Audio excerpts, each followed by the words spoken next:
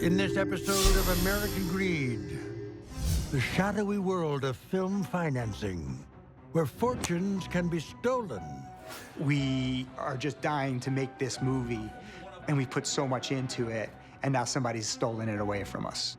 And good names dragged through the mud. Their reputations, and in some cases, their careers were destroyed by this fraud. Jason Van Eman and Ben McConley are up-and-coming players in Hollywood's independent film scene, producing and financing movies through Weather Vane Productions. Van Eman is a former B-list actor who finds the deals. He was the salesman. He was charismatic. He was smooth. And McConley uses social media to show off his life as a wealth manager, married to an Instagram model, and he uses his family's money to fund them. He was all over social media. Flashy lifestyle, drove Ferraris and Bentleys. Ben McConley was all about his image. In a few short years, the partners built a list of credits for financing films starring A-list celebrities. But the feds tell American Greed that these so-called financiers use other people's millions to fund some films and steal the rest. Every day you had a cancerous knot, just wondering if this project is ever going to be realized. But what these bad actors haven't counted on is getting caught up in a timeless Hollywood storyline. The revenge plot. You mess with the wrong guys, I'm gonna make it my life mission to put you in jail. You know that the whole house of cards is now collapsed on itself. And that's when I got the bright idea how to go after these guys.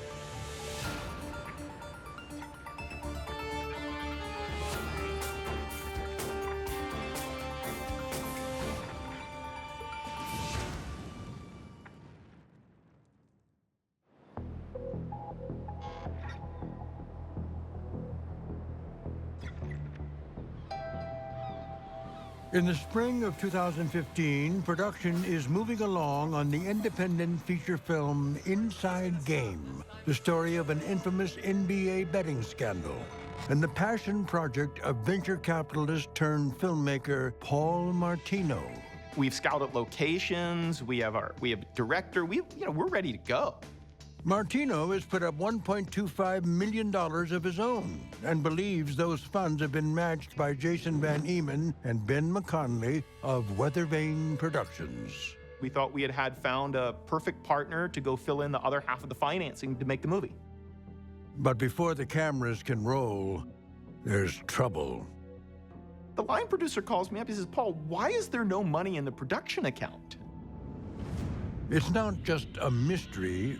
It's a crime that will take 3 years to solve, leaving the cast, the crew, and Martino's $1.25 million in the lurch.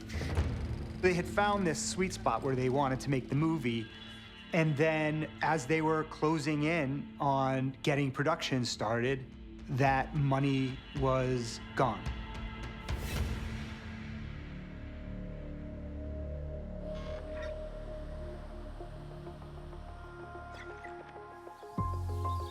This is a Hollywood crime story that starts about as far from the movie biz as one can imagine, in the Midwestern town of Bartlesville, Oklahoma, where a young man named Jason Van Eman grows up in a solid middle-class family and appears to have a promising future, according to his attorney, Neil Carradville.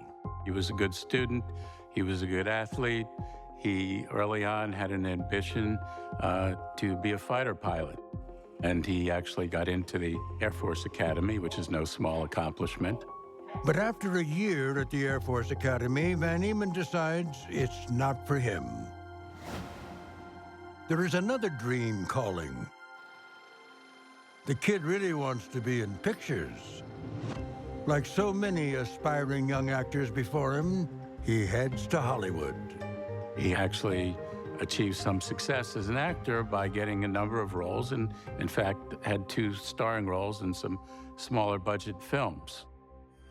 Billy. In 2005, Van Eman lands a leading role in a low-budget feature called Regarding Billy, the coming-out story of an Air Force pilot, coincidentally, and his best friend. Would you relax, Billy?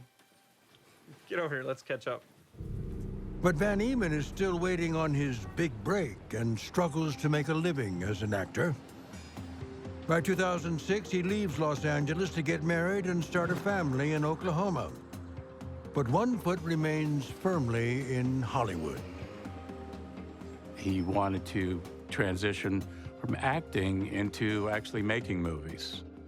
Van Eman starts a company called Weathervane Productions and works his LA contacts from Bartlesville trying to make movie deals.